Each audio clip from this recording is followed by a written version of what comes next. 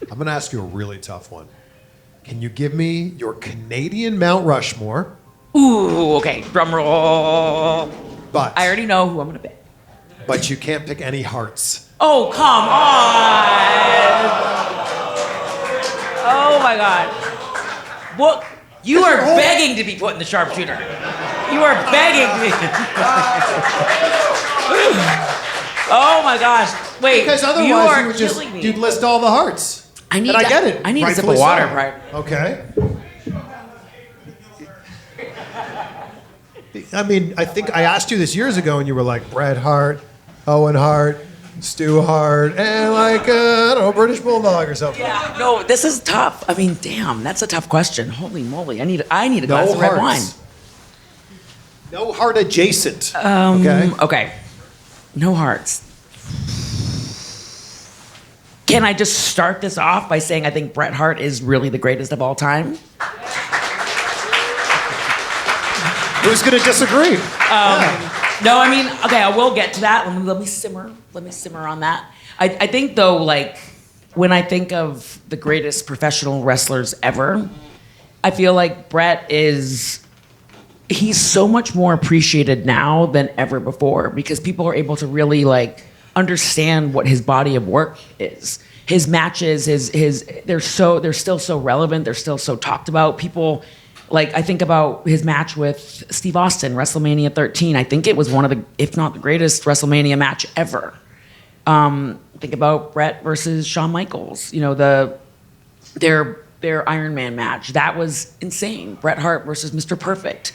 Bret Hart versus the British Bulldog. SummerSlam. Like, Bret's body of work, it's like he is just, I think, as far as the greatest professional wrestler ever, and I know I'm biased, but I just don't know if anybody else is ever gonna, like, be able to top that. So I think, you know, The Rock and Steve Austin, they're entertainers. Ric Flair's, I feel like, but Bret, as far as, like, wrestling. Okay, back to the question. I'm dripping sweat, by the way. I've got, like, sweat dripping down my back. I'm trying to answer who are my Canadian Mount Rushmore. Okay. He's a very close personal friend, and I think the world of him. Edge. Okay. Yeah. Yeah. Yes. And a great little thing about Edge is that Edge, you know, he's obviously one of the most decorated superstars ever, but Edge was somebody that, like, when I would have problems with promos, or when I needed to work on promos, or that I wanted to, like, get better at promos, I would text him and say, hey, can I get on a call with you, and, like, can you help me with a promo? He would drop everything that he was doing to get on a call with me and talk to me for like an hour and a half and walk me through a promo. Wow. And so, like, not only, I mean, he's incredible and his body of work is incredible, but he's just, like, great. Like, he's helped me so much as a friend. And so I think sometimes Adam doesn't get, like, people don't know about that kind of stuff.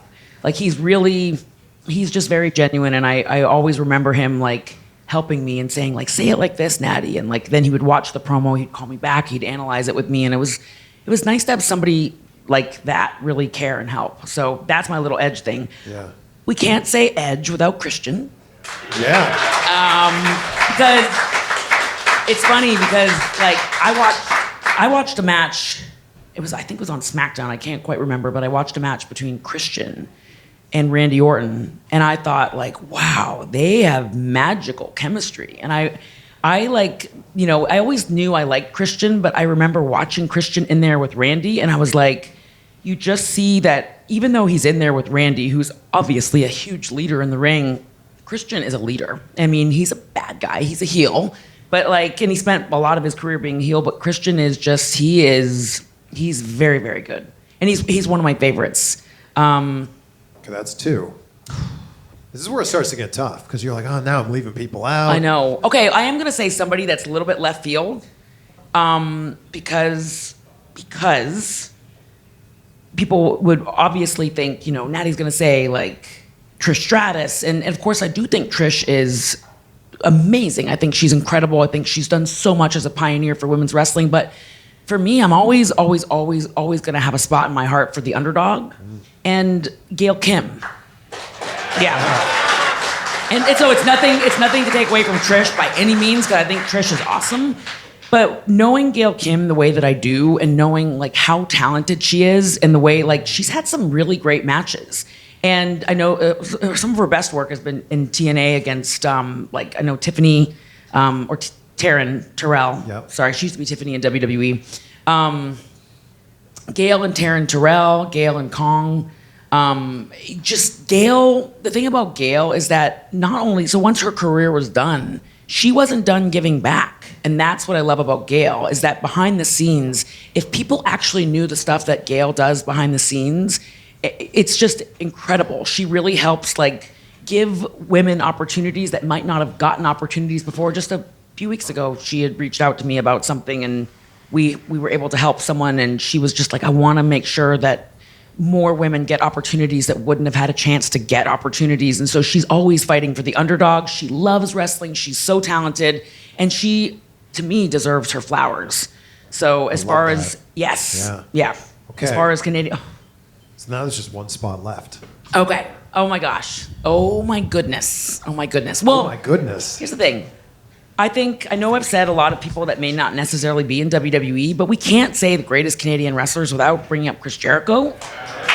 So Jericho, actually it's funny because Jericho interviewed my dad. That was the last interview my dad ever had. And so Jericho had asked me, hey, like I'd love to interview your dad for my podcast.